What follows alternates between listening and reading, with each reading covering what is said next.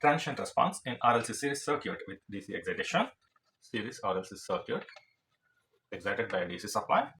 Now application of KVL, that is Kirchhoff's voltage law, in the series RLC circuit at t equals to 0 plus. After the switch is closed, leads to the following differential equation, that IR plus L di by dt plus 1 by C integral I dt equals to the voltage V. Now by differentiating L d square I by dt Square. plus R di by dt plus I by C, that equals to, differentiating a constant will be 0. Now this we can write as d square dt Square. plus, dividing with L, the entire equation, R by L, and d by dt plus 1 by C L of I equals to 0. Equation number 1. That equation number 1 is a second order linear homogeneous differential equation, which we can write p square plus r by L of p plus 1 by LC equals to 0, where the coefficients are constant.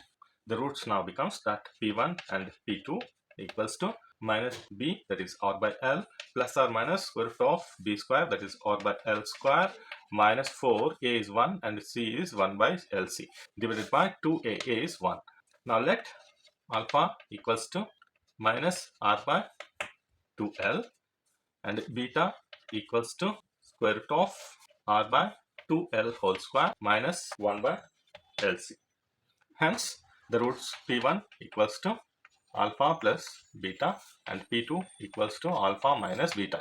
Also the solution of differential equation number 1 will become that I equals to c1 e to the power of p1t plus c2 e to the power of p2t.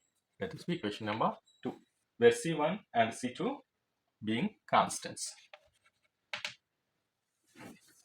Now case 1, when r by 2L whole square is greater than 1 by LC, then beta will be a positive value and real quantity. Hence the roots p1 and p2 are real but unequal. p1 equals to alpha plus beta and p2 equals to alpha minus beta. Now substituting in equation 2, that I equals to c1 e to the power of alpha plus beta of t plus c2 of e to the power of alpha minus beta of t. Now taking e to the power of alpha t as a common, then you will be getting c1 e to the power of beta t plus c2 e to the power of minus beta t. Let this be equation number 3. Now the current response for this is with respect to time I. This is overdamping. Now case 2, where r by 2L is less than 1 by LC, beta is imaginary, roots p1 equals to alpha plus j beta and p2 equals to alpha minus j beta. Then from the equation number 2, I equals to, substituting these values, c1 e to the power of alpha plus j beta plus c2 e to the power of t e to the power of alpha minus j beta of t. Now taking e to the power of alpha t common, you will be getting c1 e to the power of j beta t plus c2 e to the power of minus j beta t, which is I. Equation number 4.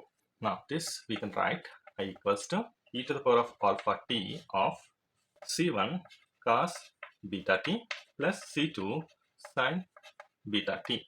Thus the current solution is underdamped or oscillating. With respect to t, the current I. Now case 3, when r by 2L whole square, this is also square, equals to 1 by LC, then beta equals to 0 for this case. Hence the roots p1 equals to p2 equals to alpha, which is real and equal. Then current I equals to c1 e to the power of alpha t plus c2 t of e to the power of alpha t, that equals to e to the power of alpha t of c1 plus c2 t. Now the current response is critically damped I with respect to t.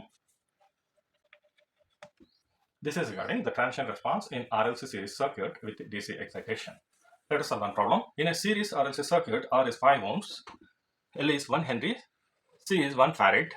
A DC voltage source of 20 volts is applied at t equals to 0. Find the current I of t. Now given V equals to 20 volts, R equals to 5 ohms, L equals to 1 Henry, C equals to 1 farad. Now applying KVL, we'll be getting IR plus L di by dt plus 1 by C integral I dt equals to V. Let this be A. Now on differentiating, we'll be getting L d square I dt square plus R di by dt plus 1 by C equals to 0. Then L p square plus rp plus 1 by c of I equals to 0. Let this be equation B. Thus, the characteristic equation will be L p square plus rp plus 1 by c equals to 0.